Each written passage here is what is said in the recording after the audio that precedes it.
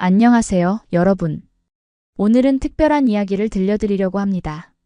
세계 패션의 중심지인 프랑스에서 태어나 교양과 지식을 갖춘 젊은 여성이 아시아 국가를 찾았는데 그곳에서 예상치 못한 상처를 받았습니다. 하지만 우연히 방문한 한국에서 인생의 전환점을 맞이하게 되었죠. 이 이야기는 외국인의 시선으로 본 우리나라의 모습, 그리고 우리가 미처 알지 못했던 한국의 가치를 되돌아보게 해줍니다. 오늘 이 감동적인 이야기를 통해 한국인으로서의 자부심을 다시 한번 느끼시길 바랍니다. 이런 소중한 이야기를 더 많은 분들과 나누고 싶으시다면 구독과 좋아요, 알림 설정 부탁드립니다. 그럼 지금부터 일본에서 상처받은 프랑스 여성, 한국에서 다시 웃다라는 실화를 들려드리겠습니다. 말도 안 되는 일이었습니다. 제가 선진국이라고 믿었던 나라에서 인간으로서의 존중조차 받지 못했다니요. 하지만 단지 여행이라고 생각했던 한국이 저를 사람답게 만들어 주었습니다. 지금의 제 인생은 한국 없이는 설명할 수 없을 정도예요. 제 이름은 소피 듀부아입니다. 파리 남부의 작은 마을에서 태어나 자랐죠. 어린 시절부터 저는 세계 여러 나라에 대한 호기심이 많았습니다. 특히 아시아 문화에 대한 관심이 컸어요. 프랑스의 고등학교를 졸업하고 파리 정치대학에 입학했을 때도 제 전공은 자연스럽게 국제정치학이 되었습니다. 대학 시절 저는 다양한 아시아 국가들에 대해 공부했어요. 그 중에서도 일본은 정돈된 사회와 첨단 기술, 독특한 문화가 공존하는 나라로 제 마음속에 특별한 위치를 차지하고 있었습니다. 소피, 넌 정말 일본에 미쳐 있구나. 친구들은 종종 그렇게 말했죠. 그도 그럴 것이 제 방은 일본 영화 포스터와 일본 소설책들로 가득했으니까요. 대학 3학년이 되었을 때 저는 용기를 내어 일본 도쿄의 명문대학 교환학생 프로그램에 지원했습니다. 그리고 기적처럼 제 지원은 받아들여졌어요. 파리의 샤를 드골 공항에서 비행기를 타기 전 아버지는 제 어깨를 꼭 안아주시며 이렇게 말씀하셨습니다. 소피, 네가 꿈꾸던 나라로 가는구나. 하지만 명심해라. 모든 나라는 겉으로 보이는 것과 실제 모습이 다를 수 있단다. 당시에는 아버지의 말씀이 그저 걱정에서 비롯된 조언이라고만 생각했어요. 하지만 나중에 그 말씀이 얼마나 예언적이었는지 깨닫게 되었습니다. 일본에 도착한 첫날, 저는 마치 꿈속에 있는 것 같았어요. 도쿄의 정돈된 거리, 복잡하면서도 질서정연한 지하철, 그리고 화려한 간판들로 가득한 신주쿠 거리를 걸으며 저는 감탄을 멈출 수 없었습니다. 이곳이 바로 내가 꿈꿔왔던 나라구나라는 생각이 들었죠. 대학교에서의 생활도 처음에는 신선하고 흥미로웠어요. 교수님들은 엄격했지만 지식이 풍부했고 일본 학생들은 조용하지만 친절했습니다. 하지만 시간이 지날수록 저는 미묘한 차이점들을 느끼기 시작했어요. 수업 중에 질문을 하면 어색한 침묵이 흐르고 토론 시간에는 주로 남학생들만 이야기하는 경향이 있었습니다. 처음에는 문화적 차이라고 생각했지만 점차 그것이 단순한 문화적 차이가 아니라는 것을 알게 되었어요. 교환학생 프로그램 시작 2달 후 저는 대학 영어 동아리에서 히로시 사토라는 일본인 남학생을 만났습니다. 히로시는 다른 일본 학생들과 달리 적극적이고 외향적이었어요. 영어도 유창하게 구사했고 외국 문화에 대한 관심도 많았습니다. 저희는 금방 가까워졌고 함께 도쿄의 여러 명소를 방문하며 시간을 보냈어요. 소피는 정말 특별해. 다른 외국인 여학생들과는 달라. 히로시가 데이트 중에 자주 하던 말이었습니다. 처음에는 그 말이 칭찬으로 들렸어요. 하지만 시간이 지날수록 그 말이 실은 너는 프랑스 여자인데도 불구하고 괜찮다는 의미라는 것을 깨달았습니다. 히로시와의 관계가 깊어질수록 저는 그의 또 다른 면을 보게 되었어요. 함께 레스토랑에 가면 그는 항상 제 의견을 묻지 않고 메뉴를 주문했습니다. 영화를 고를 때도 제 취향보다는 자신이 보고 싶은 영화를 선택했죠. 처음에는 이런 행동이 그저 일본식 배려라고 생각했어요. 하지만 점점 더 불편함을 느끼기 시작했습니다. 결정적인 사건은 히로시의 친구들과 함께한 식사 자리에서 일어났어요. 그날 저는 일본의 정치 상황에 대해 의견을 말했습니다. 그러자 히로시는 친구들 앞에서 웃으며 이렇게 말했어요. 여자가 뭘 알아? 그냥 예쁘게 있어. 그 순간 저는 얼굴이 화끈거리는 것을 느꼈습니다. 마치 누군가가 제 존재 가치를 부정한 것 같았어요. 그날 밤 숙소로 돌아오는 길에 저는 생각했습니다. 이게 내가 꿈꿔왔던 일본의 모습인가? 제가 동경했던 나라에서 저는 지식인으로서가 아니라 그저 외국인 여성으로만 취급받고 있었어요. 그 깨달음은 마치 차가운 물을 뒤집어 쓴 것 같은 충격이었습니다. 히로시와의 관계는 그 후로도 계속되었지만 제 마음속에는 점점 더 큰 의문이 자라나기 시작했어요. 이 관계가 정말 제가 원하는 것인지, 그리고 이 나라가 정말 제가 꿈꿔왔던 곳인지에 대한 의문이었습니다. 그리고 그 의문은 곧 현실이 되어 저를 찾아왔어요. 히로시와의 관계는 점점 더 불편해졌습니다. 데이트 중에 제가 의견을 말하면 그는 프랑스식 생각은 여기서 통하지 않아라며 웃어넘겼죠. 처음에는 문화적 차이라고 생각했지만 시간이 지날수록 그것이 단순한 문화 차이가 아니라는 것을 알게 되었습니다. 히로시의 태도는 여성을 동등한 인격체로 보지 않는 깊은 사회적 인식에서 비롯된 것이었어요. 어느 날 우리는 도쿄 교외의 한 공원에서 데이트를 하고 있었습니다. 벚꽃이 만개한 아름다운 봄날이었죠. 저는 프랑스 대학으로 돌아가기 전에 제 진로에 대한 고민을 히로시에게 털어놓았어요. 국제기구에서 일하고 싶은데 일본과 관련된 일을 하면 좋을 것 같아. 그러자 히로시는 피식 웃으며 이렇게 말했습니다. 여자가 그런 일 하기 힘들지 않아? 결혼하고 애 낳고 사는 게 더 행복할 텐데. 그 순간 저는 더 이상 참을 수 없었어요. 내 인생을 내가 정해줄 수 없어. 나는 내 꿈이 있어. 히로시의 표정이 굳어졌습니다. 너무 서양적으로 생각하지 마. 일본에서는 여자들이 그렇게 살지 않아. 그의 말에 저는 깊은 상처를 받았어요. 제 꿈과 열정이 단지 여자라는 이유로 무시당한다는 느낌이었습니다. 그날 밤 기숙사로 돌아와 저는 오랫동안 울었어요. 제가 그토록 동경했던 나라에서 저는 온전한 한 사람으로 인정받지 못하고 있었습니다. 그리고 그날 밤 저는 히로시와 헤어지기로 결심했어요. 다음 날 카페에서 만난 우리는 긴 대화 끝에 이별을 맞이했습니다. 히로시는 제 결정을 이해하지 못하는 듯 했어요. 너는 너무 자유롭게 살려고 해. 그건 여기서 통하지 않아.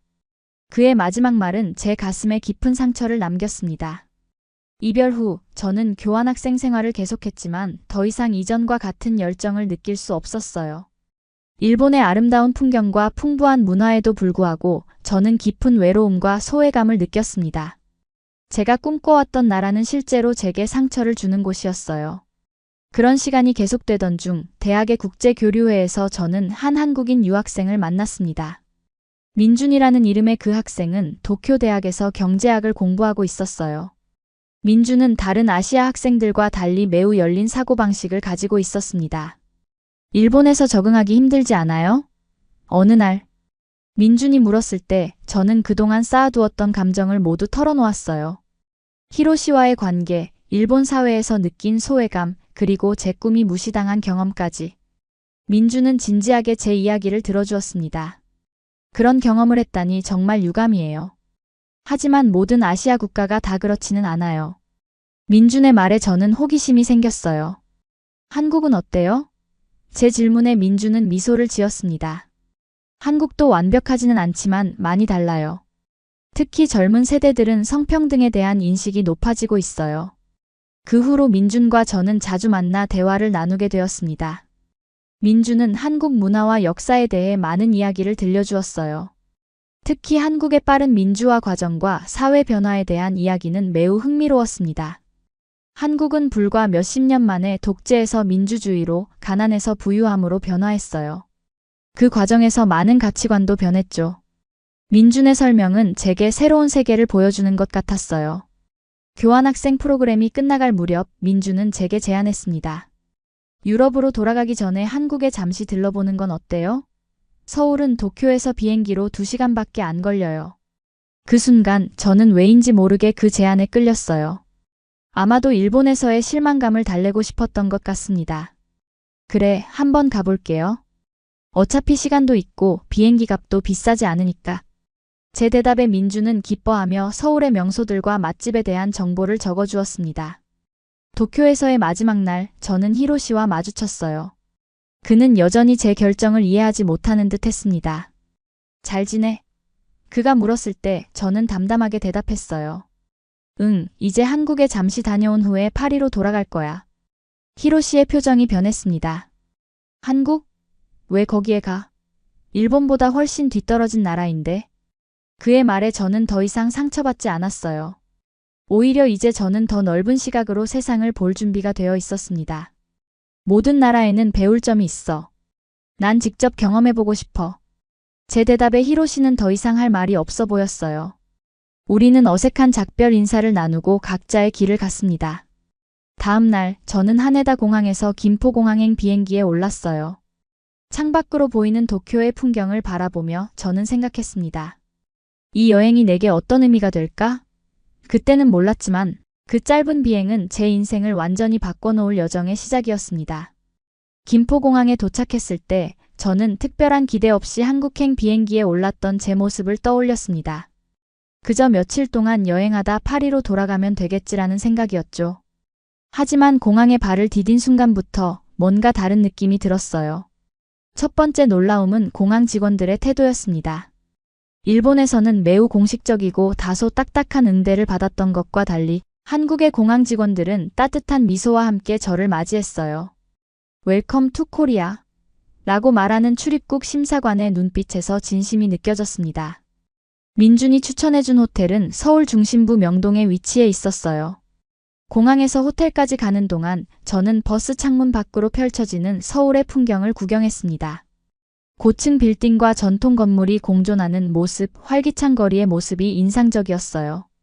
호텔에 체크인한 후 저는 민준이 적어준 리스트를 보며 첫날 일정을 계획했습니다. 경복궁, 인사동, 그리고 저녁에는 한강공원이라고 적혀 있었어요. 저는 가벼운 마음으로 첫 번째 목적지인 경복궁으로 향했습니다. 지하철을 타는 순간부터 저는 또 다른 놀라움을 경험했어요. 사람들이 질서정연하게 줄을 서서 지하철을 기다리는 모습, 노약자를 위해 자리를 양보하는 젊은이들의 모습이 눈에 띄었습니다. 특히 인상적이었던 것은 한 노인이 지하철에 탔을 때 주변의 여러 젊은이들이 동시에 일어나 자리를 양보하려 했던 장면이었어요. 경복궁에 도착했을 때 저는 한국의 역사적 아름다움에 압도되었습니다. 웅장한 궁궐 건물들과 정갈한 정원이 조화를 이루는 모습이 마치 시간 여행을 하는 듯한 느낌을 주었어요.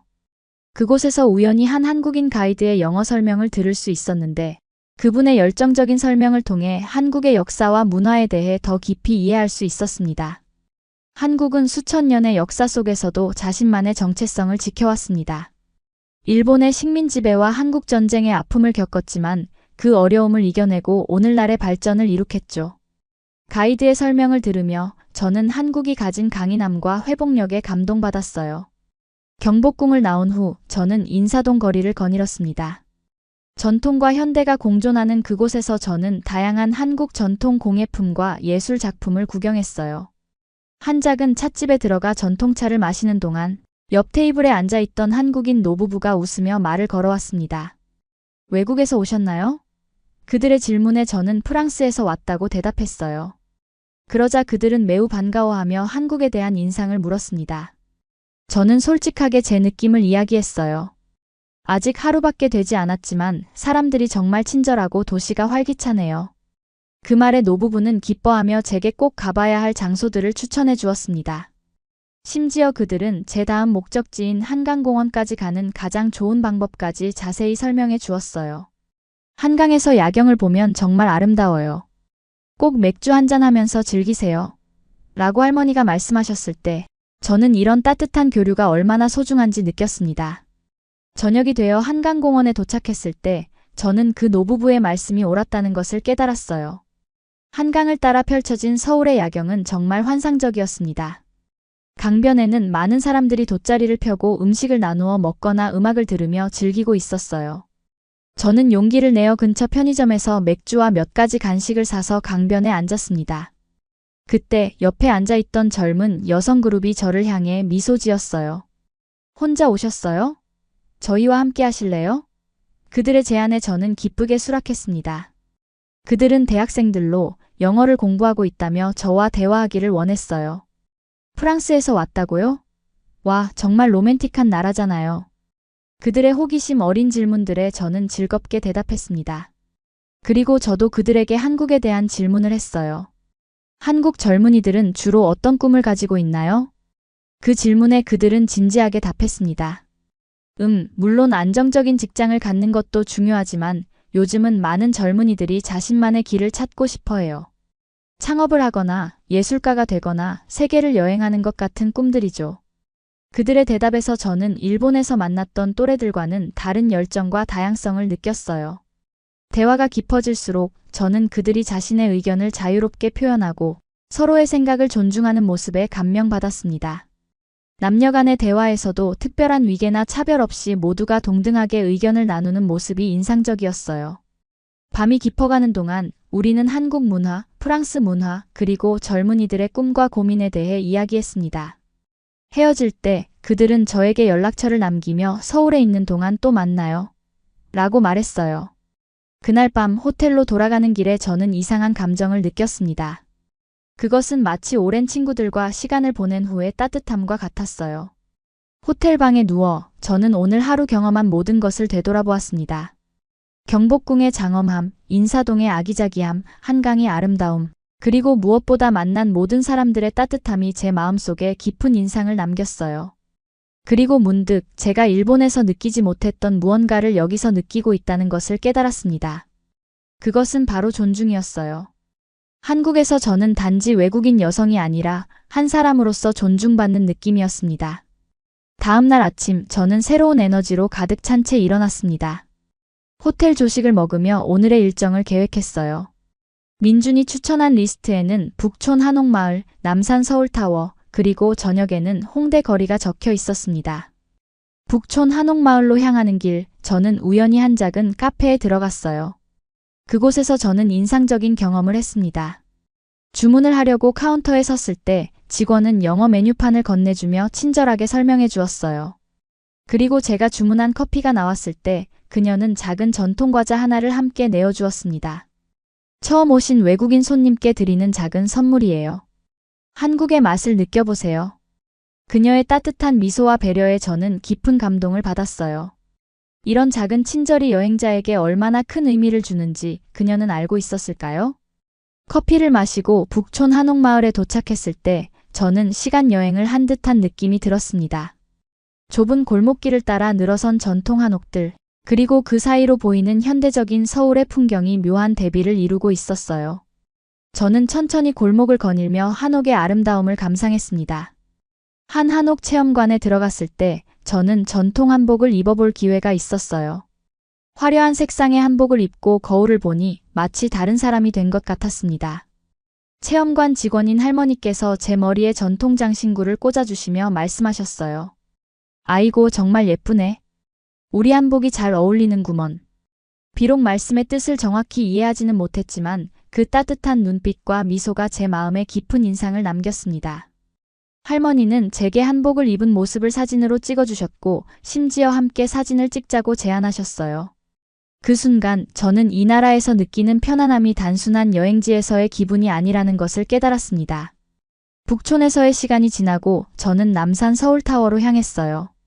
케이블카를 타고 올라가는 동안 서울의 전경이 발 아래 펼쳐졌습니다. 빽빽히 들어선 빌딩들 사이로 한강이 유유히 흐르는 모습이 마치 살아있는 그림 같았어요. 서울타워 전망대에서 바라본 서울의 모습은 더욱 장관이었습니다. 저는 망원경으로 도시의 구석구석을 구경하며 이 도시가 가진 역동성과 아름다움에 감탄했어요. 그때 옆에 있던 한국인 남성이 말을 걸어왔습니다. 처음 오셨나요? 서울이 마음에 드세요? 그의 질문에 저는 진심으로 대답했어요. 네, 정말 아름다운 도시예요. 사람들도 매우 친절하고요. 그는 미소를 지으며 말했습니다. 서울은 지난 50년 동안 엄청나게 변했어요. 제 아버지 세대는 이런 고층 빌딩들을 상상조차 못했을 거예요. 우리는 잠시 서울의 역사와 발전에 대해 이야기를 나누었습니다. 그는 한국의 급속한 경제 성장과 민주화 과정에 대해 설명해 주었어요. 한국은 많은 어려움을 겪었지만 우리 국민들의 의지와 노력으로 여기까지 왔어요. 물론 아직도 해결해야 할 문제들이 많지만 우리는 계속 발전하고 있죠. 그의 이야기를 들으며 저는 한국인들의 자부심과 희망을 느낄 수 있었어요. 그것은 제가 일본에서 느끼지 못했던 미래를 향한 열정과 가능성이었습니다. 저녁이 되어 홍대거리에 도착했을 때 저는 또 다른 서울의 모습을 만났어요. 젊은이들로 가득한 거리, 다양한 음악과 예술이 살아 숨쉬는 곳이었습니다.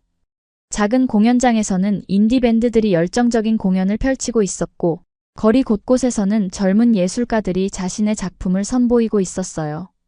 한 작은 바에 들어가 맥주를 주문했을 때 옆자리에 앉은 한국인 여성이 웃으며 말을 걸어왔습니다. 혼자 여행 중이세요?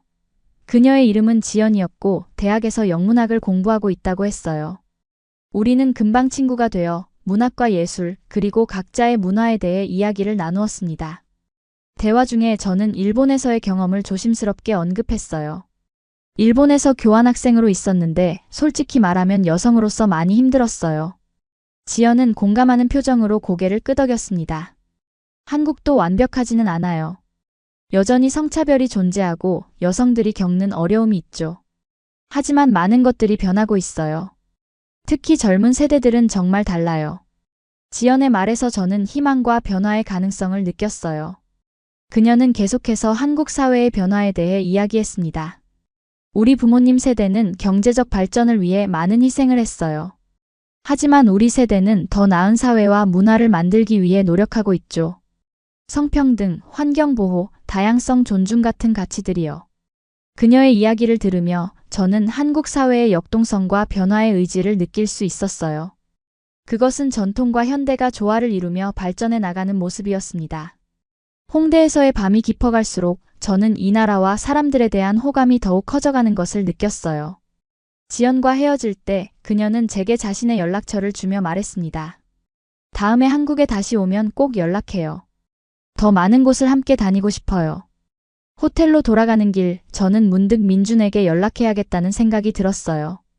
그의 추천으로 한국을 방문하게 되었고 이렇게 좋은 경험을 하고 있으니 감사 인사를 전하고 싶었습니다. 호텔에 도착해 메시지를 보냈어요. 한국에 와 있어요. 정말 좋은 시간을 보내고 있습니다. 고마워요, 민준. 잠시 후 민준에게서 답장이 왔습니다. 와, 정말 반가워요. 내일 서울에 돌아갈 예정인데 시간이 된다면 만나서 식사라도 할까요?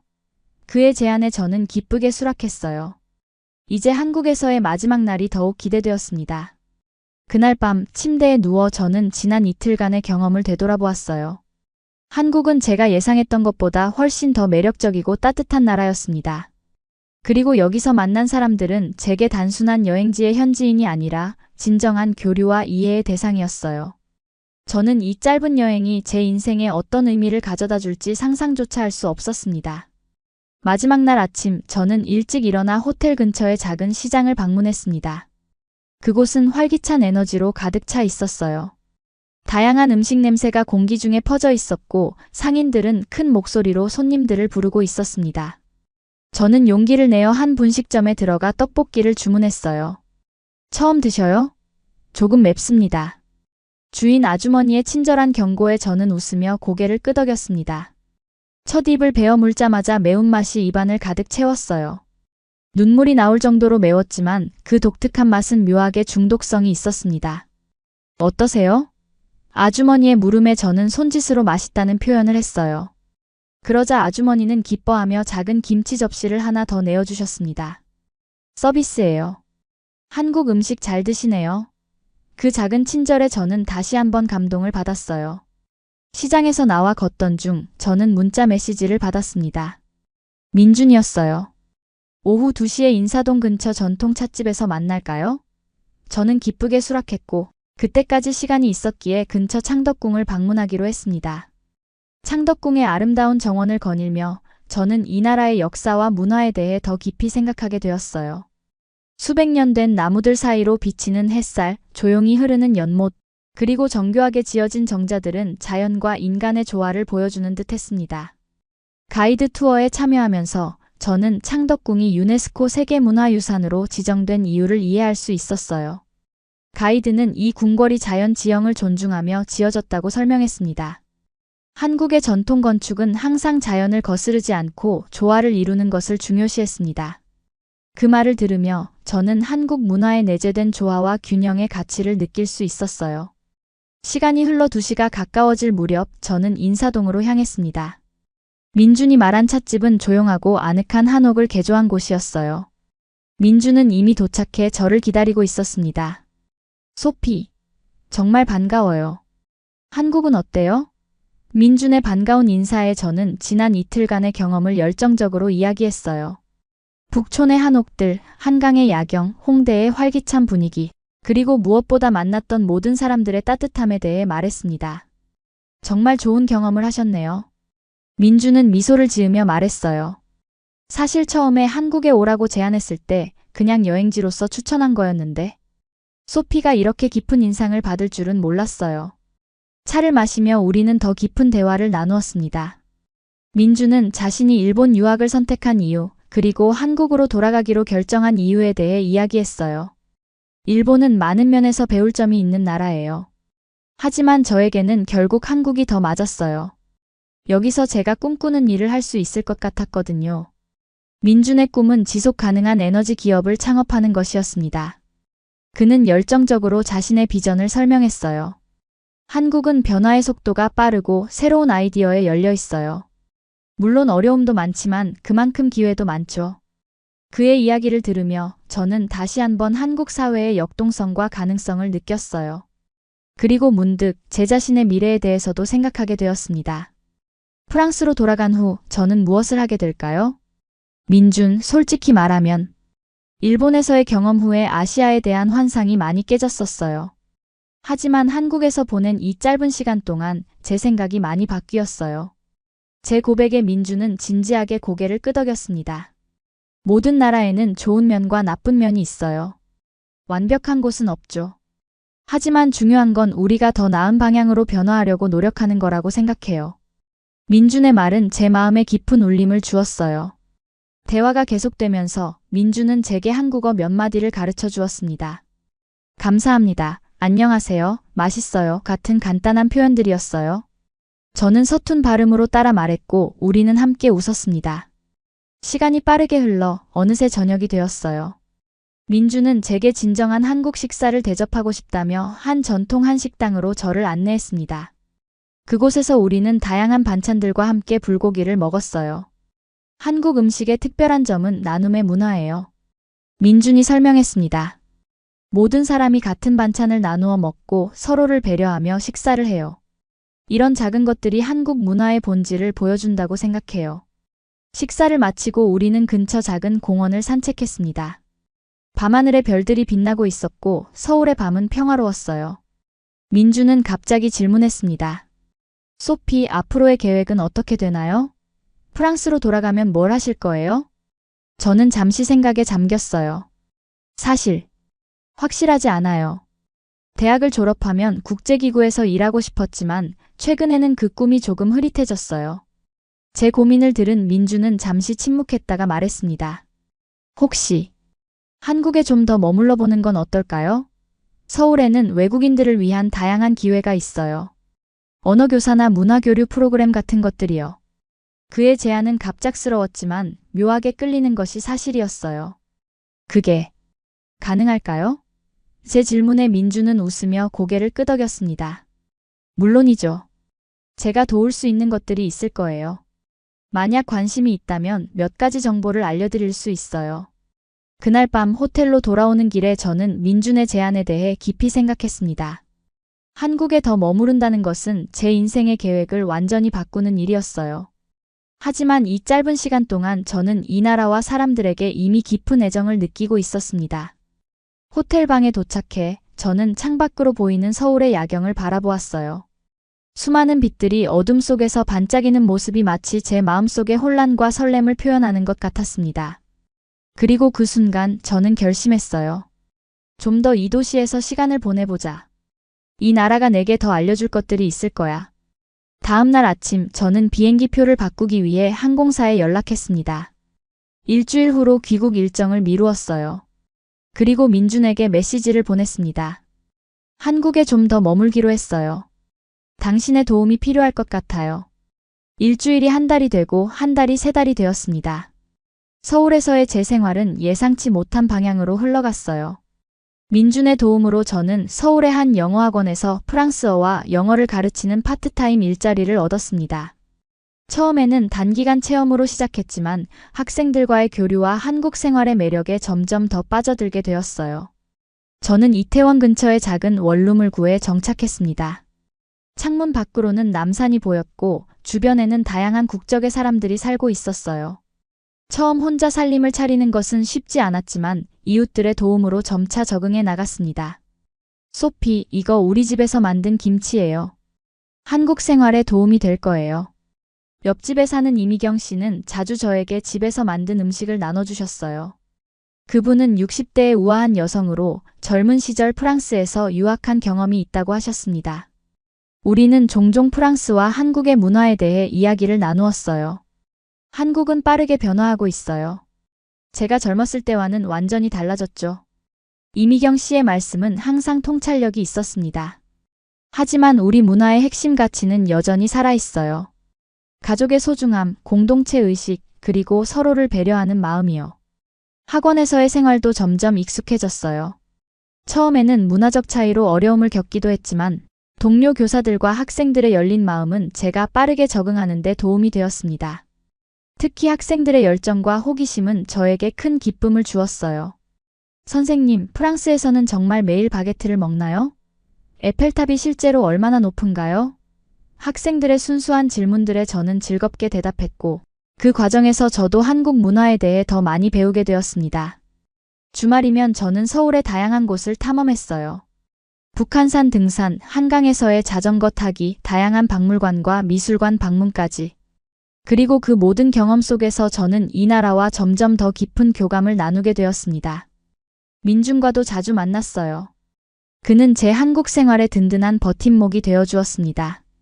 함께 영화를 보고 새로운 식당을 탐방하고 때로는 그의 친구들과 어울리며 더 넓은 인간관계를 형성했어요. 소피, 한국 생활은 어때요? 아직도 적응 중인가요? 민준의 질문에 저는 진심으로 대답했습니다. 처음보다 훨씬 편해졌어요. 물론 아직 언어가 어렵고 가끔은 문화적 차이를 느끼지만 이상하게도 여기서 저는 점점 더 저 자신이 되어가는 것 같아요. 민주는 그 말을 듣고 따뜻하게 미소 지었어요. 그게 바로 진정한 집을 찾았다는 의미일지도 모르겠네요. 꼭 태어난 곳이 아니라 자신을 가장 잘 표현할 수 있는 곳이 진짜 집이니까요. 그의 말은 제게 깊은 울림을 주었습니다.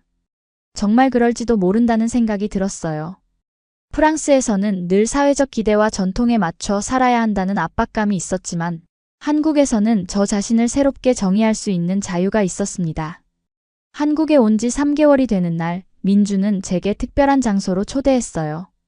그곳은 한강이 내려다 보이는 조용한 카페였습니다. 저녁 노을이 강물을 붉게 물들이는 아름다운 풍경 속에서 민주는 조심스럽게 말을 꺼냈어요. 소피, 솔직히 말하면 처음 당신을 만났을 때부터 특별한 감정이 있었어요. 이렇게 한국에 와서 지내게 될 줄은 몰랐지만 정말 기쁘게 생각해요. 그리고 우리 관계가 단순한 친구 이상으로 발전했으면 좋겠어요.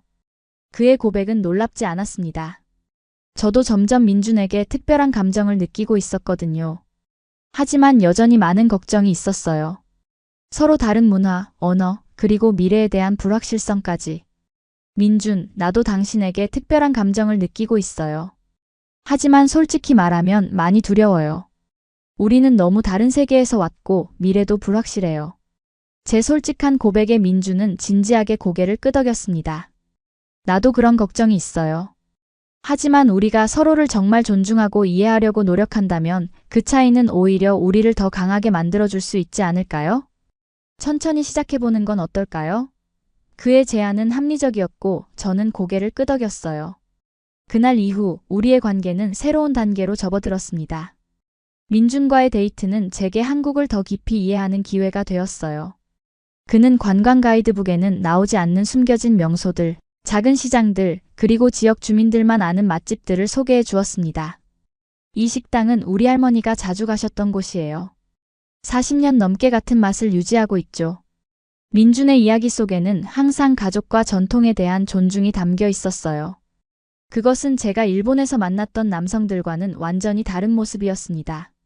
민준은 결코 제 의견을 무시하지 않았어요. 오히려 제 생각과 감정을 존중하고 진심으로 이해하려고 노력했습니다.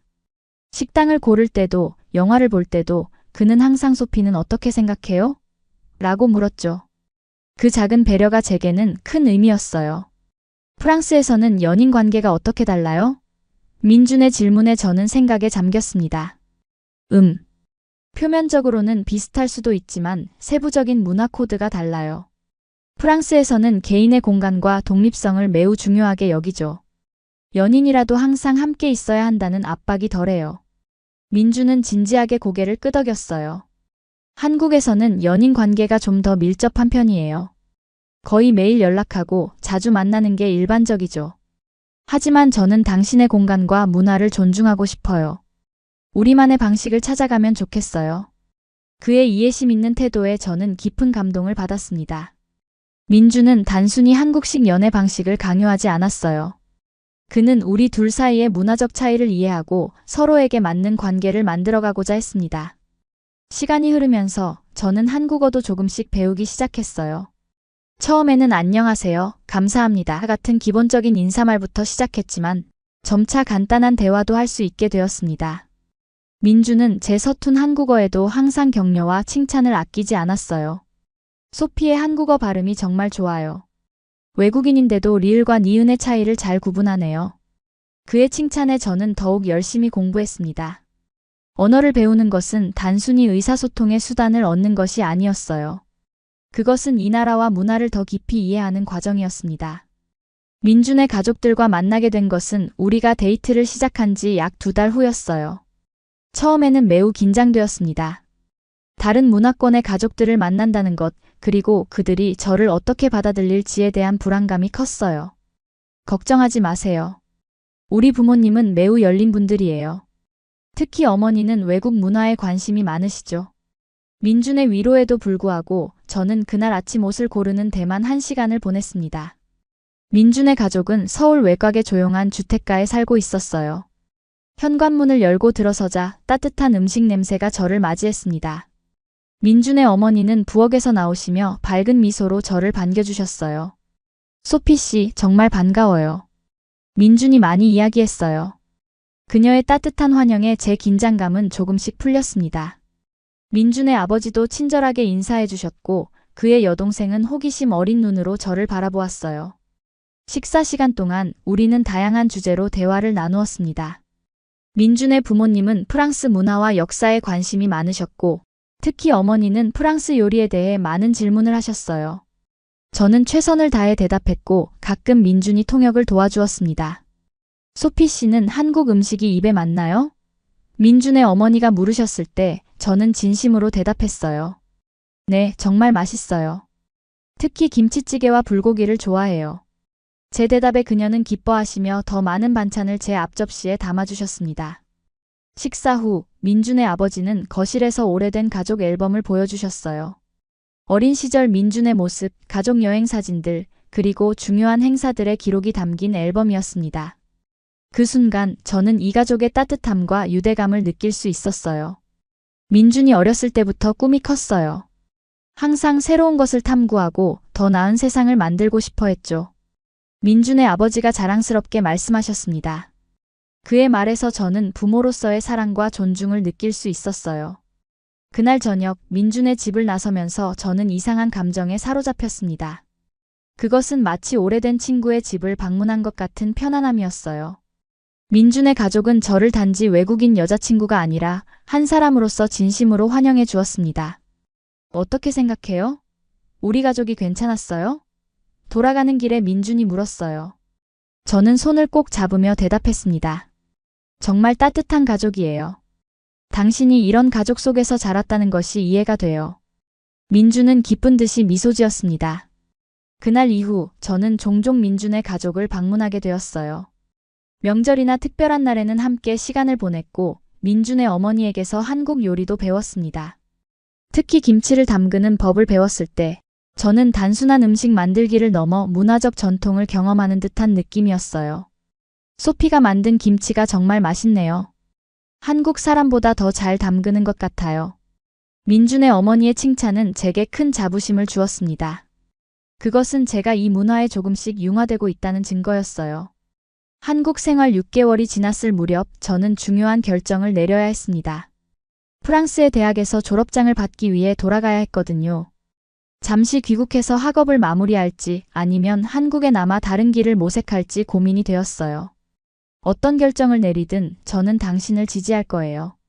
민준의 말은 큰 위로가 되었지만 결정은 여전히 어려웠습니다. 한국에서의 생활이 행복했지만 제 미래와 경력에 대한 걱정도 있었어요. 깊은 고민 끝에 저는 프랑스로 잠시 돌아가 학업을 마무리하기로 결정했습니다. 그리고 그 후에 다시 한국으로 돌아와 더 장기적인 계획을 세우기로 했어요. 민주는 제 결정을 존중해 주었고 우리는 이 기간을 어떻게 극복할지 함께 계획을 세웠습니다. 6개월 정도면 졸업하고 돌아올 수 있을 거예요. 그동안 우리는 화상통화로 자주 연락하고 가능하면 서로 방문하는 것도 좋겠죠. 우리의 계획은 단순했지만 현실적이었어요. 그리고 무엇보다 서로에 대한 신뢰와 존중이 바탕이 되어 있었습니다. 프랑스로 떠나기 전날 밤 민주는 특별한 저녁 식사를 준비했어요. 한강이 내려다 보이는 레스토랑에서 우리는 지난 6개월의 추억을 되돌아보았습니다. 첫 만남부터 오늘까지 우리가 함께 걸어온 길은 짧지만 의미로 가득했어요. 소피, 당신을 만난 것은 제 인생의 가장 큰 행운이에요. 이 잠시의 이별이 우리를 더 강하게 만들어줄 거라고 믿어요. 민준의 진심 어린 말에 저는 눈물을 참을 수 없었습니다. 그것은 슬픔의 눈물이 아니라 이 특별한 관계에 대한 감사와 확신의 눈물이었어요. 다음 날 인천국제공항에서 우리는 작별 인사를 나누었습니다. 꼭 돌아올게요. 기다려주세요. 제 말에 민주는 따뜻하게 미소 지었어요. 물론이죠. 저는 여기서 당신을 기다리고 있을게요. 비행기에 오르면서 저는 창밖으로 서울의 마지막 풍경을 바라보았습니다. 6개월 전 저는 단지 여행자로 이 도시에 왔지만 이제는 제 마음의 일부가 여기에 남아 있었어요. 그리고 저는 확신했습니다. 이곳은 제가 반드시 돌아와야 할 곳, 제 영혼이 평화를 찾은 곳이라고. 파리로 돌아온 첫날 저는 이상한 이질감을 느꼈습니다. 오랫동안 꿈꿔왔던 고향이었지만 모든 것이 낯설게 느껴졌어요. 몽마르트의 좁은 골목길, 센 강을 따라 늘어선 부키니스트들, 심지어 에펠탑의 웅장한 모습까지도 제게는 더 이상 예전과 같은 감동을 주지 않았습니다. 소피, 한국에서 많이 변했구나. 저의 가장 친한 친구 클레어는 제가 달라진 것을 금방 알아챘어요. 우리는 오랜만에 만나 카페에 앉아 이야기를 나누고 있었습니다. 더 자신감 있어 보여. 그리고 뭔가 평화로워 보여. 클레어의 말에 저는 미소를 지었어요. 맞아, 많이 변한 것 같아. 한국에서 보낸 시간이 내게 정말 특별했거든. 저는 한국에서의 경험, 만난 사람들, 그리고 무엇보다 민준과의 관계에 대해 이야기했습니다. 와, 정말 동화 같은 이야기구나. 아시아 남자들이 서구 여성들에게 그렇게 존중하고 배려한다고는 생각 못했어. 클레어의 말에서 저는 우리 사회에 깊이 뿌리내린 편견을 발견했어요. 그것은 제가 예전에 가졌던 편견과 비슷했습니다. 모든 사람이 다 달라. 국적이나 인종으로 사람을 판단하는 건 너무 단순한 생각이야. 민준은 그냥 민준이야. 그는 자신만의 가치관과 인격을 가진 사람이지. 제 대답에 클레어는 잠시 생각에 잠겼습니다. 대학으로 돌아가 학업을 마무리하는 과정은 생각보다 순탄하지 않았어요. 6개월간의 한국 생활 후 다시 프랑스의 교육 시스템에 적응하는 것이 쉽지 않았습니다. 하지만 저는 목표가 있었어요. 학위를 받고 다시 한국으로 돌아가는 것. 민준과는 거의 매일 화상통화를 했습니다. 12시간의 시차에도 불구하고 우리는 서로의 일상을 공유하고 응원했어요. 그의 창업 준비 과정, 제 논문 작성의 어려움, 그리고 서로가 겪는 작은 일상의 기쁨과 슬픔까지. 오늘 창업 지원금 신청이 통과됐어요. 이제 본격적으로 사무실을 구할 수 있게 됐죠. 민준의 기쁜 소식에 저는 진심으로 축하했습니다. 그의 꿈이 하나씩 현실이 되어가는 모습을 지켜보는 것은 큰 행복이었어요. 소피, 프랑스에서의 생활은 어때요? 적응은 잘 되고 있어요? 민준의 질문에 저는 솔직하게 대답했습니다. 사실 조금 어려워요. 이상하게도 내 고향인데 오히려 더 이방인 같은 느낌이 들어요. 한국이 더 그리워요. 그런 대화가 있은 후 민준은 저를 놀라게 했어요. 어느 날 갑자기 파리에 도착한 것입니다. 깜짝 선물이에요. 소피가 힘들어한다는 걸 알고 꼭 만나고 싶었어요. 그의 갑작스러운 방문은 제게 큰 힘이 되었습니다. 일주일 동안 우리는 파리의 곳곳을 함께 돌아다녔어요. 루브르 박물관, 몽마르트 언덕, 베르사유 궁전까지. 민준의 눈을 통해 파리를 다시 보니 저도 고향의 아름다움을 새롭게 발견할 수 있었습니다. 파리는 정말 아름다운 도시예요. 역사와 문화가 살아 숨쉬는 곳이죠. 민준의 감탄에 저는 미소를 지었어요. 맞아요. 사실 너무 익숙해져서 그 아름다움을 잊고 있었던 것 같아요. 당신과 함께 보니 다시 새롭게 느껴져요. 민준은 제 가족들도 만났습니다. 처음에 부모님은 아시아에서 온 남자친구에 대해 약간의 의구심을 가지고 있었어요. 하지만 민준의 진실함과 지식, 그리고 예의 바른 태도는 그들의 마음을 금방 사로잡았습니다. 소피, 민준은 정말 훌륭한 청년이구나. 아버지는 민준이 돌아간 후 저에게 말씀하셨어요. 처음에는 문화적 차이가 걱정됐지만 이제는 내가 행복하다면 우리도 기쁘단다. 부모님의 지지는 제게 큰 위안이 되었습니다. 이제 남은 것은 학업을 마무리하고 제 미래에 대한 결정을 내리는 일이었어요. 논문 작성에 매진하면서 저는 한국과 프랑스 사이의 문화 교류를 주제로 선택했습니다. 제 경험을 학문적 관점에서 분석하는 과정은 매우 의미 있었어요. 졸업식이 다가오면서 저는 중요한 결정을 내렸습니다. 한국으로 돌아가 민준과 함께 미래를 계획하기로 했어요. 이것은 단순한 연애 결정이 아니라 제 인생의 방향을 결정하는 중요한 선택이었습니다. 한국에서 어떤 일을 하고 싶어요? 민준이 물었을 때 저는 이미 계획을 세워두었어요. 프랑스와 한국 사이의 문화교류 프로그램에서 일하고 싶어요. 두 나라의 가치를 연결하는 다리가 되고 싶어요. 졸업 후 저는 서울의 프랑스 문화원에 지원서를 제출했습니다. 제 학위와 한국 경험, 그리고 언어 능력을 높이 평가받아 문화 프로그램 코디네이터 자리에 합격했어요. 그것은 제가 꿈꿔왔던 것보다 더 완벽한 기회였습니다. 다시 한국으로 돌아가는 비행기 안에서 저는 지난 1년을 되돌아보았어요. 일본에서의 실망, 우연한 한국 방문, 민준과의 만남, 그리고 이제 새로운 시작을 향해 가는 여정까지. 모든 것이 운명처럼 연결되어 있는 것 같았습니다. 인천공항에 도착했을 때 민준은 꽃다발을 들고 저를 기다리고 있었어요. 소피, 돌아와줘서 고마워요. 이제 우리의 진짜 이야기가 시작되는 거겠죠? 그의 말에 저는 눈물이 맺혔습니다. 그것은 새로운 시작에 대한 기대와 설렘의 눈물이었어요. 서울에서의 새 생활은 예상보다 더 빨리 자리를 잡았습니다. 프랑스 문화원에서의 일은 보람찼고 민준의 창업 회사도 점차 성장하고 있었어요. 우리는 강남 근처의 아파트를 함께 임대했고 새로운 보금자리를 꾸미는 과정에서 더 깊은 유대감을 형성했습니다. 이 소파는 어때요? 프랑스 스타일이지만 한국 집에도 잘 어울릴 것 같아요. 가구를 고르는 일에서부터 우리는 두 문화의 조화를 찾아갔어요. 그것은 단순한 인테리어를 넘어 우리 관계의 상징이었습니다. 문화원에서의 일은 제게 많은 기회를 가져다 주었어요. 프랑스 예술가들의 한국 전시회를 기획하고 한국 학생들을 위한 프랑스 문화 워크숍을 진행하며 저는 제가 가진 두 문화의 이해를 활용할 수 있었습니다. 소피 씨는 정말 두 문화를 잘 이해하고 있어요. 그런 관점이 우리 프로그램에 큰 도움이 되고 있습니다. 문화원 원장님의 칭찬은 제게 큰 자부심을 주었어요. 저는 이제 단순한 외국인이 아니라 가치 있는 기여를 하는 전문가로 인정받고 있었습니다. 민준의 회사도 점차 궤도에 올랐어요.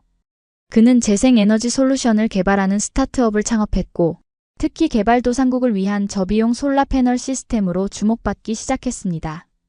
그의 비전과 열정은 많은 투자자들의 관심을 끌었어요. 소피가 없었다면 이 모든 것이 가능하지 않았을 거예요. 당신의 지지와 조언이 제게 큰 힘이 되었어요. 민준의 말에 저는 깊은 감동을 받았습니다. 우리는 서로에게 영감과 힘이 되어주고 있었어요. 한국에서의 새 생활 1년이 지났을 무렵 민준은 제게 중요한 질문을 했습니다. 한강이 내려다 보이는 남산타워에서 그는 무릎을 꿇고 반지를 내밀었어요.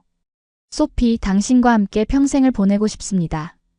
결혼해 주시겠어요? 그 순간 저는 지난 모든 여정이 이곳으로 저를 인도했다는 것을 깨달았습니다. 일본에서의 상처, 우연한 한국 방문, 그리고 민준과의 만남까지. 모든 것이 이 순간을 위한 준비였어요. 네, 당신과 함께하고 싶어요. 제 대답에 민준의 눈에서도 눈물이 흘렀습니다. 그것은 우리가 함께 걸어온 길, 그리고 앞으로 걸어갈 길에 대한 확신과 사랑의 표현이었어요. 결혼 준비는 두 문화의 아름다운 융합이었습니다. 우리는 한국의 전통 혼례와 서양식 결혼식을 결합하기로 했어요. 양가 부모님들도 이 아이디어에 흔쾌히 동의해 주셨습니다. 양국의 전통을 모두 존중하는 것이 좋겠어요. 민준의 어머니는 항상 제 문화를 이해하려고 노력하셨어요. 그녀는 프랑스 결혼 풍습에 대해 많은 질문을 하셨고, 어떻게 하면 두 문화의 아름다움을 모두 담을 수 있을지 함께 고민해 주셨습니다. 제 부모님은 결혼식을 위해 한국을 방문하셨어요. 처음 오시는 한국에서 그들은 이 나라의 아름다움과 사람들의 따뜻함에 감동받으셨습니다. 이제 내가 왜 이곳을 선택했는지 이해가 된다. 어머니는 서울의 거리를 걸으며 말씀하셨어요. 결혼식 날 저는 먼저 전통 한복을 입고 패백의식에 참여했습니다. 붉은색과 파란색이 화려하게 어우러진 한복을 입고 거울을 보니 마치 한국의 역사 속으로 들어간 듯한 느낌이었어요. 민준의 어머니가 직접 한복 고르는 것을 도와주셨고 전통 예법도 가르쳐 주셨습니다. 소피, 정말 아름다워요. 마치 한국의 공주 같아요. 민준의 할머니께서 감동의 눈물을 흘리시며 말씀하셨어요. 그 순간 저는 단순히 외국인 며느리가 아니라 이 가족의 진정한 일원으로 받아들여지고 있다는 것을 느꼈습니다. 패백의식 후 저는 화이트 웨딩드레스로 갈아입고 서양식 결혼식을 진행했어요. 프랑스에서 온 가족들과 친구들, 그리고 한국의 지인들이 모두 모인 자리에서 우리는 서로 다른 언어로 사랑의 맹세를 나누었습니다. 민주는 프랑스어로, 저는 한국어로 서로에 대한 약속을 말했어요. GPROMSS DTAI 메어 at DTRESPCTR 포러 REST 디마바이. 내 남은 생애 동안 당신을 사랑하고 존중할 것을 약속합니다. 민준의 서툰 프랑스어 발음이지만 그 진심이 제 마음에 깊이 닿았습니다. 당신과 함께하는 모든 순간이 제 인생의 가장 소중한 시간임을 약속합니다. 제 한국어 서약에 많은 하객들이 감동의 눈물을 흘렸어요. 그것은 단순한 결혼식이 아니라 두 문화의 아름다운 만남과 화합의 순간이었습니다. 결혼식 후 열린 피로연에서는 한국과 프랑스의 음식이 함께 제공되었어요. 불고기와 파리지앵 디저트, 김치와 프랑스 치즈가 같은 테이블에 놓였죠. 처음에는 낯설어하던 양국의 하객들도 점차 서로의 음식을 즐기며 대화를 나누기 시작했습니다. 프랑스 와인과 한국 소주를 섞어 마셔봤어요. 상상 이상으로 잘 어울리네요. 민준의 대학 친구 중 한 명이 즐겁게 외쳤어요. 그 순간 저는 문화의 경계를 넘어선 진정한 소통과 이해가 이루어지고 있음을 느꼈습니다. 신혼여행은 두 나라를 모두 방문하는 특별한 여정이었어요. 먼저 프랑스 남부의 프로방스를 여행하고 이후에는 한국의 제주도를 방문했습니다. 라벤더 향기 가득한 프로방스의 들판과 제주도의 푸른 바다는 각자의 방식으로 아름다웠고 우리는 그 다양한 아름다움 속에서 서로의 문화를 더 깊이 이해하게 되었어요. 두 세계 모두에 속한다는 건 정말 특별한 일이에요. 제주도의 해변을 걸으며 민준이 말했습니다. 우리는 두 개의 렌즈를 통해 세상을 볼 수 있으니까요. 신혼생활은 예상보다 더 자연스럽게 흘러갔어요. 물론 문화적 차이에서 오는 작은 충돌은 있었지만 우리는 서로를 이해하고 존중하는 마음으로 그 모든 것을 극복해 나갔습니다. 민주는 제가 프랑스식 아침 식사를 즐기는 것을 존중했고 저는 그가 한국식 저녁 식사를 원하는 것을 이해했어요. 문화적 차이는 갈등의 원인이 아니라 우리 관계를 더 풍요롭게 만드는 요소예요. 우리는 종종 이렇게 말하며 서로를 격려했습니다. 그리고 그것은 정말 사실이었어요. 서로 다른 관점과 전통을 가진 우리는 함께 더 넓은 세계를 경험할 수 있었습니다. 결혼 1주년이 되던 해 우리에게 기쁜 소식이 찾아왔어요. 저는 임신을 했습니다. 그 소식을 들었을 때 민준의 얼굴에 피어난 행복한 미소는 제가 평생 잊지 못할 순간이 되었어요. 우리 아이는 두 문화의 아름다움을 모두 품게 될 거예요. 민준은 제 배를 부드럽게 쓰다듬으며 말했습니다. 프랑스의 예술과 철학, 한국의 정서와 가치관을 모두 물려받을 수 있겠죠. 임신 기간 동안 양가 가족들의 지원은 저에게 큰 힘이 되었어요. 특히 민준의 어머니는 한국의 전통적인 임산부 케어 방법을 알려주셨고 제 어머니는 프랑스에서 전해 내려오는 지혜를 공유해 주셨습니다. 두 문화의 지혜가 함께 어우러져 저는 더욱 건강하고 평온한 임신 기간을 보낼 수 있었어요. 한국에서는 임산부가 매운 음식을 피하고 영양가 있는 미역국을 자주 먹어요. 민준의 어머니의 조언에 따라 저는 한국식 산모 음식을 즐겼습니다. 그리고 프랑스식 허브티와 함께 균형 잡힌 식단을 유지했어요. 출산이 가까워올수록 우리는 아이의 이름에 대해 많은 대화를 나누었습니다. 두 문화를 모두 반영하는 이름이었으면 좋겠어요. 우리의 바람은 같았고 결국 우리는 한국어로도 프랑스어로도 발음하기 좋은 이름을 찾아냈어요. 여자아이라면 에밀리, 한국식으로는 에밀리, 남자아이라면 노엘, 한국식으로는 노엘이라고 부르기로 했습니다. 출산의 날이 왔을 때 민주는 제 곁을 한시도 떠나지 않았어요. 진통이 시작되고 병원에 도착했을 때 그는 제 손을 꼭 잡고 끊임없이 용기를 주었습니다. 당신은 정말 강해요, 소피. 당신이 자랑스러워요. 10시간의 진통 끝에 우리의 딸 에밀리가 세상에 나왔어요. 작고 연약한 그녀를 처음 안았을 때 저는 이 세상 모든 사랑을 한 몸에 느꼈습니다. 그녀의 눈은 민준을 닮았고 코와 입은 저를 닮았어요. 두 문화의 완벽한 조화였죠. 안녕, 에밀리. 우리 딸. 민준은 눈물을 글썽이며 작은 딸의 손을 잡았습니다. 그 순간 우리는 더 이상 단순히 한국인과 프랑스인이 아니었어요. 우리는 한 가족이었고 에밀리는 우리의 사랑과 이해가 만들어낸 기적이었습니다. 산후조리 기간 동안 저는 한국의 전통을 따라 미역국을 먹고 몸을 따뜻하게 유지했어요. 민준의 어머니는 매일 병원을 방문해 산모 케어에 도움을 주셨고 제 어머니도 프랑스에서 영상통화로 필요한 조언을 해주셨습니다. 서양에서는 산모가 빨리 활동을 시작하는 경우가 많지만 한국에서는 충분한 휴식을 중요하게 생각해요. 민준의 어머니의 말씀에 저는 두 문화의 접근 방식을 균형 있게 따르려고 노력했어요. 충분한 휴식을 취하면서도 가볍게 움직이며 회복을 도왔습니다. 에밀리가 100일이 되던 날 우리는 한국 전통에 따라 100일 잔치를 열었어요. 붉은색 한복을 입은 에밀리는 마치 작은 공주 같았습니다. 양가 가족들과 친구들이 모여 에밀리의 건강과 행복을 기원했고 우리는 프랑스 샴페인과 한국 떡을 함께 나누며 축하했어요. 에밀리는 정말 행운아예요. 두 문화의 사랑을 듬뿍 받으며 자랄 테니까요.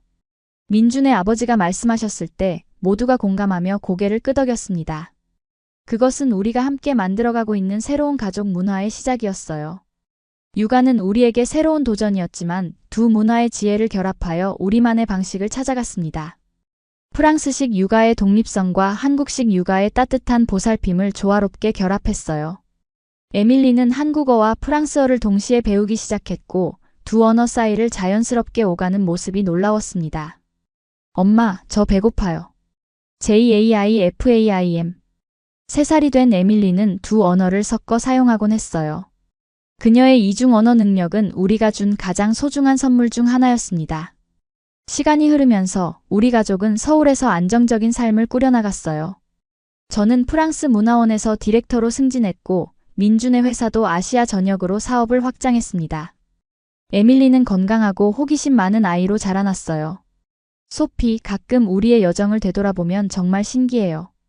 어느 저녁 에밀리를 재운 후 테라스에서 와인을 마시며 민준이 말했습니다. 일본에서의 그 우연한 만남이 없었다면 우리는 지금 여기 없었을 거예요. 그의 말에 저는 깊이 공감했어요. 때로는 가장 어두운 순간이 우리를 가장 밝은 빛으로 인도하는 것 같아요.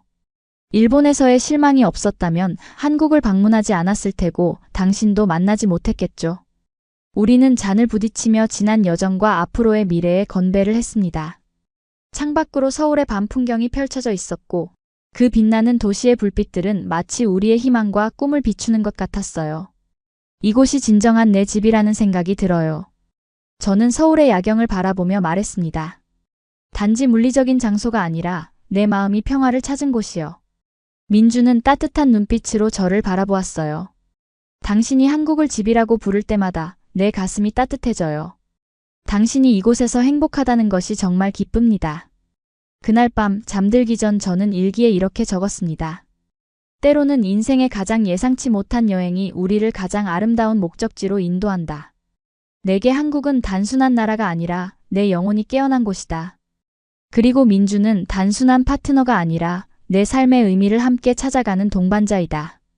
에밀리가 5살이 되던 해 우리 가족에게 또 다른 변화가 찾아왔습니다.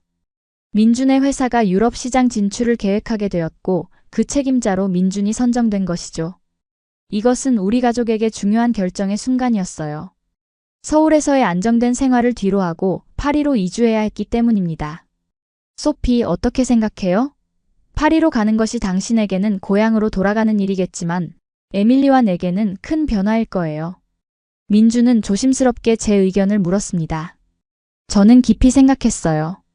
파리는 제 고향이었지만 이제 서울도 제 마음의 고향이 되어 있었거든요. 솔직히 말하면 양가 감정이 들어요. 파리로 돌아가는 것은 기쁘지만 서울을 떠나는 것은 슬프기도 해요. 하지만 우리 가족이 함께라면 어디든 행복할 수 있을 거예요. 제 대답에 민주는 안도의 미소를 지었습니다. 에밀리에게 이 소식을 전하는 것은 쉽지 않았어요. 그녀는 서울에서 태어나 자란 아이였고 여기에 많은 친구들과 추억이 있었거든요. 에밀리, 우리 곧 프랑스 할머니 할아버지가 사는 곳으로 이사를 갈 거야. 새로운 모험이 될 거야. 우리의 설명에 에밀리는 처음에는 혼란스러워했지만 곧 새로운 나라에 대한 호기심으로 눈을 빛냈어요. 프랑스에서도 김치 먹을 수 있어요? 에밀리의 순수한 질문에 우리는 웃음을 터뜨렸습니다. 물론이지, 엄마가 직접 만들어줄게. 그리고 프랑스에는 맛있는 크로와상과 치즈도 많단다. 저의 대답에 에밀리는 만족한 듯 고개를 끄덕였어요. 이사를 준비하는 과정은 우리 가족의 이중 문화적 정체성을 다시 한번 깨닫게 해주었습니다. 어떤 물건을 가져갈지, 어떤 것을 남길지 결정하는 것부터가 문화적 선택이었어요. 민준의 어머니가 주신 전통 도자기, 제 부모님이 선물한 프랑스 그림, 에밀리의 한복과 프랑스 동화책들.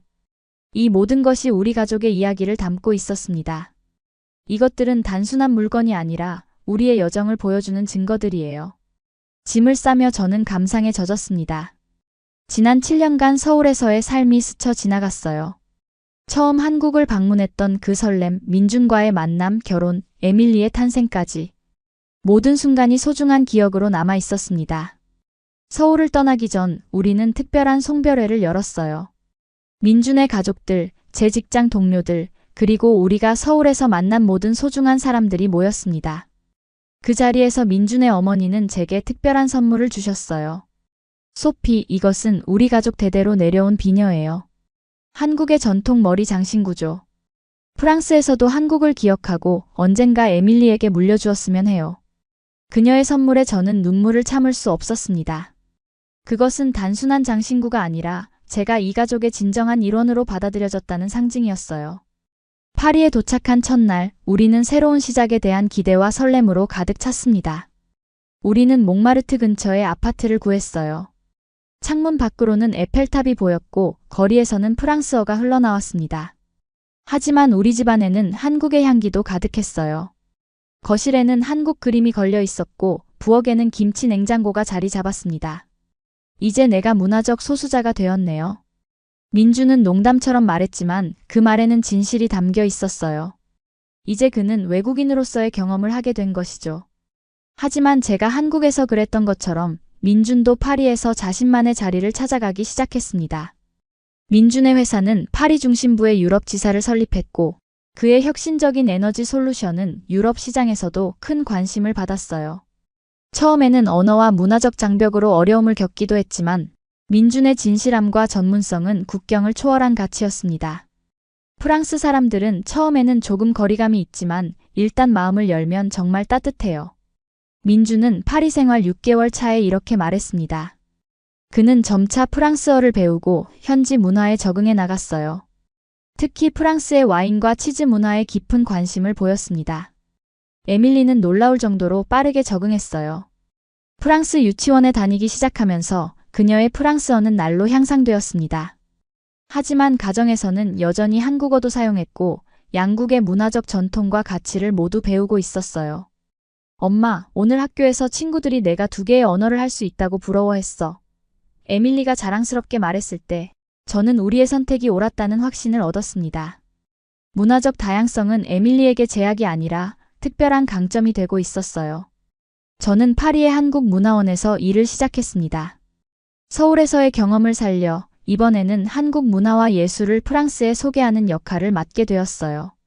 그것은 마치 제 인생의 여정이 완벽한 원을 그린 것 같은 느낌이었습니다. 소피, 당신은 정말 두 세계 사이의 완벽한 다리예요. 문화원 원장님의 말씀은 제게 큰 의미가 있었어요.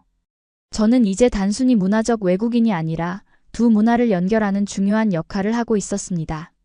파리에서의 생활이 1년이 지났을 무렵 우리는 놀라운 소식을 접했어요. 민준의 회사가 개발한 친환경 에너지 솔루션이 유럽연합의 지속가능 에너지 프로젝트에 선정된 것입니다. 이는 회사의 큰 성공이자 민준의 비전이 국제적으로 인정받은 순간이었어요. 이 모든 것이 당신 덕분이에요, 소피. 축하 파티에서 민준이 말했습니다. 당신이 없었다면 저는 결코 이런 도전을 시도하지 못했을 거예요. 하지만 저는 알고 있었어요. 이것은 민준 자신의 열정과 노력의 결과였고 제가 한 일은 그저 그를 믿고 지지한 것뿐이었습니다. 우리 가족은 파리와 서울 사이를 오가며 균형 잡힌 삶을 살았어요. 1년에 2번은 꼭 한국을 방문했고 양가 부모님들도 파리에 오셔서 함께 시간을 보내곤 했습니다. 에밀리는 양국의 명절과 전통을 모두 경험하며 자라났고 그 과정에서 풍요로운 문화적 감수성을 발전시켰어요. 우리 가족은 경계를 넘나드는 사람들이에요. 민준이 종종 말하곤 했습니다. 우리는 국적이나 문화로 정의되지 않아요. 우리는 우리 자신의 이야기를 만들어가고 있죠. 그의 말은 깊은 진리를 담고 있었어요. 우리는 더 이상 단순히 프랑스인과 한국인의 결합이 아니었습니다. 우리는 우리만의 고유한 가족 문화를 창조해 나가고 있었고 에밀리는 그 새로운 문화의 첫 세대였어요. 파리에서의 삶이 3년째 접어들 무렵 우리에게 또 다른 기쁜 소식이 찾아왔습니다. 저는 2번째 아이를 임신한 것이었어요. 이번에는 아들이었고 우리는 그에게 노엘이라는 이름을 지어주기로 했습니다. 이제 우리 가족이 완전해지는 것 같아요. 민주는 초음파 사진을 보며 감동의 눈물을 흘렸습니다. 에밀리도 동생이 생긴다는 소식에 매우 기뻐했어요. 저는 좋은 누나가 될 거예요. 동생에게 한국어와 프랑스어를 모두 가르쳐 줄 거예요. 노엘이 태어났을 때 우리는 파리에서 한국식 백일잔치와 프랑스식 세례식을 결합한 특별한 축하 행사를 열었어요. 양가 가족들과 친구들이 모두 모인 자리에서 우리는 노엘의 탄생과 우리 가족의 성장을 축하했습니다. 이 아이들은 진정한 세계 시민으로 자랄 거예요. 제 아버지가 축사에서 말씀하셨어요. 그들은 경계와 편견을 넘어 더 넓은 시각으로 세상을 바라볼 수 있을 테니까요. 그날 밤 모든 손님이 떠나고 아이들이 잠든 후 민준과 저는 발코니에 앉아 파리의 밤 풍경을 바라보았습니다. 멀리 에펠탑의 불빛이 빛나고 있었고 그 아래로 센 강이 조용히 흐르고 있었어요. 가끔은 이 모든 것이 꿈만 같아요. 저는 민준의 손을 잡으며 말했습니다. 일본에서의 그 상처가 없었다면 우리는 지금 여기 없었을 거예요. 민준은 깊은 이해의 눈빛으로 저를 바라보았어요. 인생은 참 신비롭죠. 때로는 가장 어두운 순간이 우리를 가장 밝은 빛으로 인도하니까요. 우리는 잔을 부딪히며 우리의 여정과 앞으로의 모험에 건배했습니다. 그리고 저는 깨달았어요. 진정한 선진국이란 기술이나 경제력이 아니라 사람을 어떻게 대하는가에 달려 있다는 것을. 그리고 한국은 제게 그 소중한 진리를 가르쳐준 나라였습니다. 시간은 빠르게 흘러갔습니다.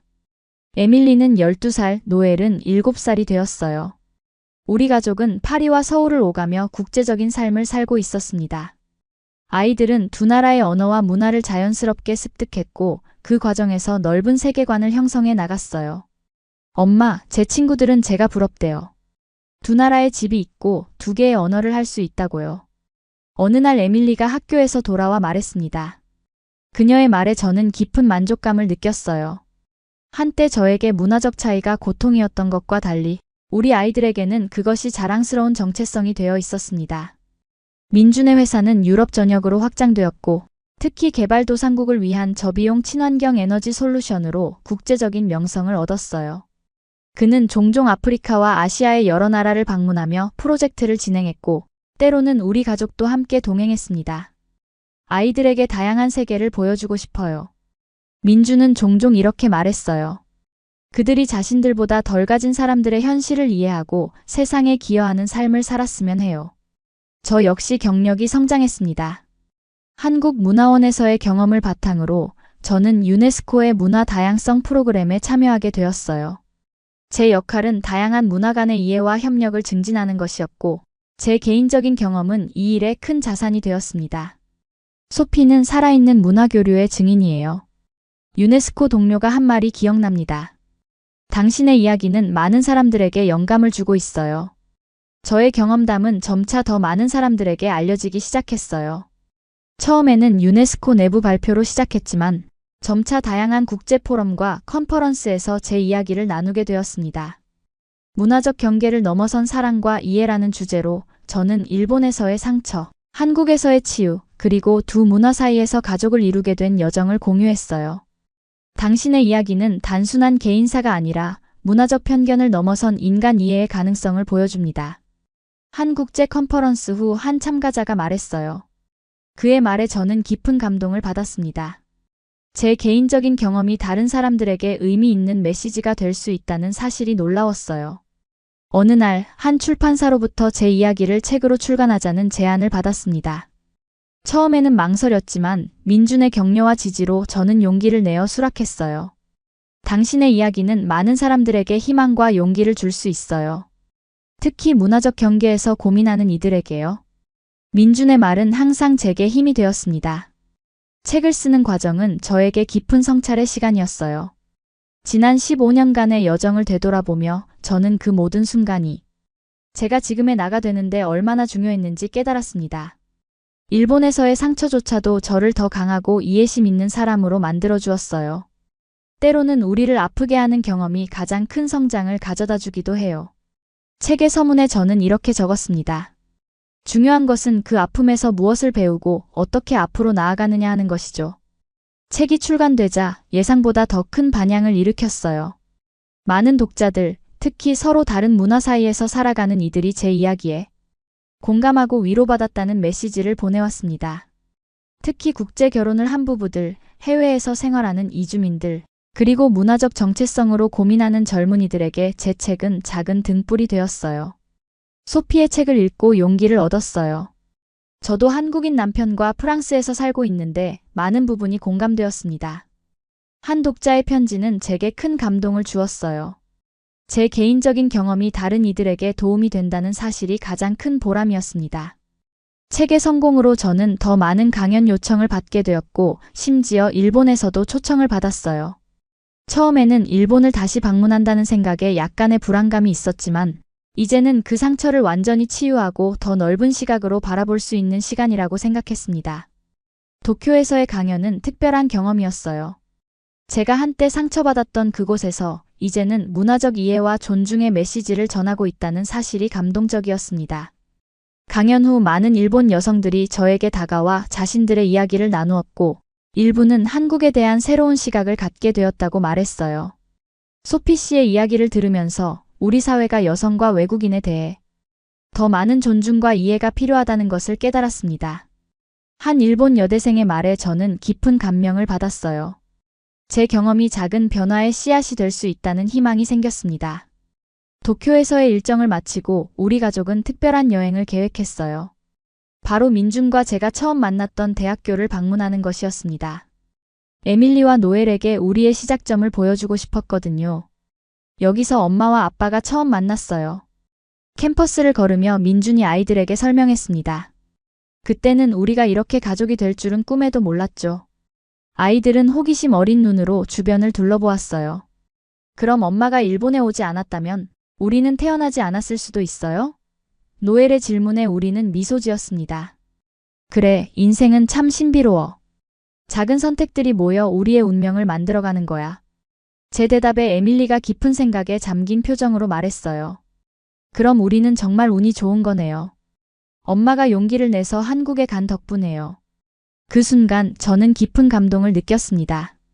제 선택이 단지 저 자신의 인생뿐만 아니라 이 소중한 아이들의 존재로 이어졌다는 사실이 경이로웠어요. 모든 여정, 심지어 고통스러웠던 순간들까지도 이 아름다운 결과를 위한 필요한 과정이었던 것입니다.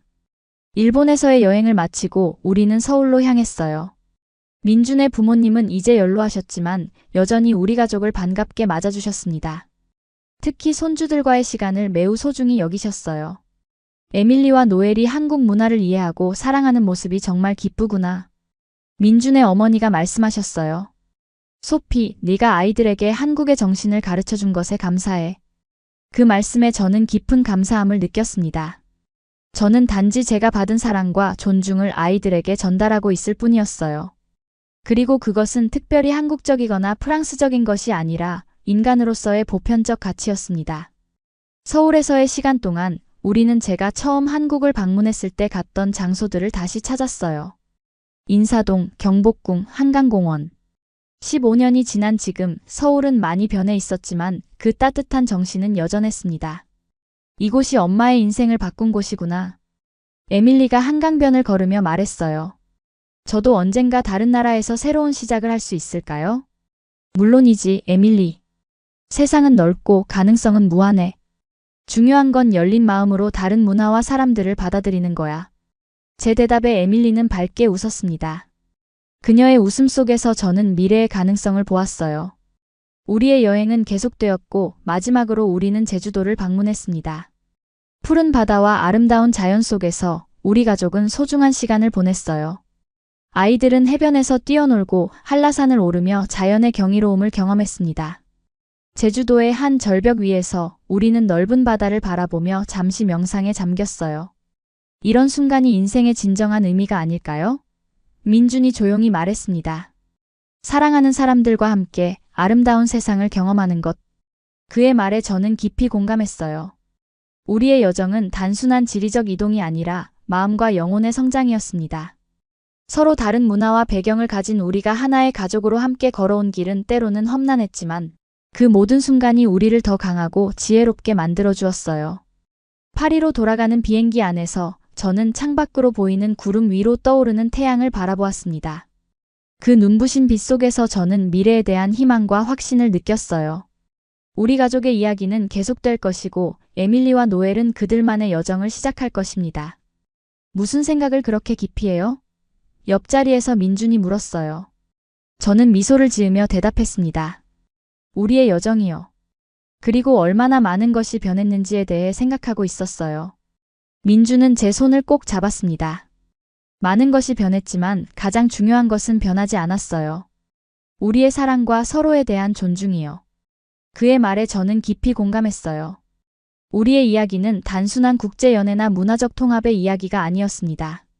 그것은 인간으로서의 존중과 이해, 그리고 진정한 사랑에 관한 이야기였어요. 그리고 그 가치는 어떤 국경이나 문화적 경계도 초월하는 것이었습니다. 파리에 돌아온 후 저는 새로운 프로젝트를 시작했어요.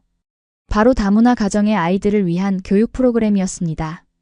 제 경험과 전문성을 살려 여러 문화 사이에서 자라나는 아이들이 그들의 다양한 정체성을 긍정적으로 받아들이고 발전시킬 수 있도록 돕는 것이 목표였어요.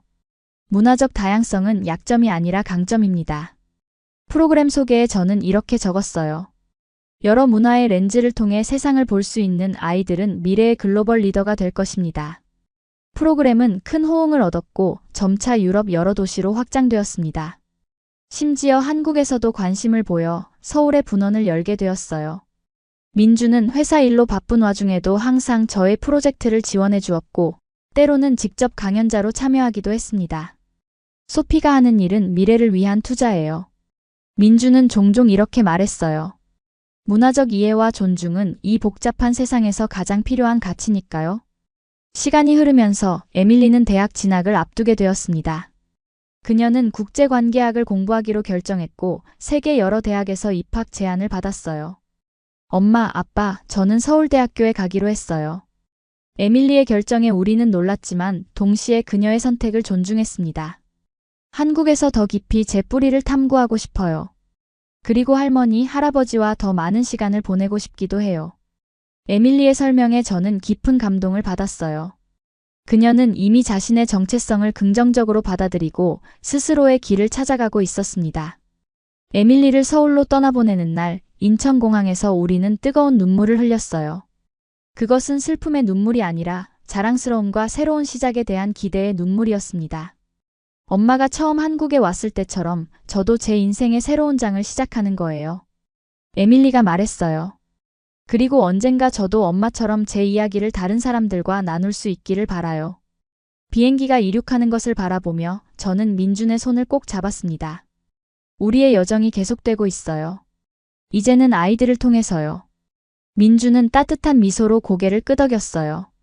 그날 밤 파리의 우리 집 테라스에서 별을 바라보며 저는 감사의 기도를 올렸습니다.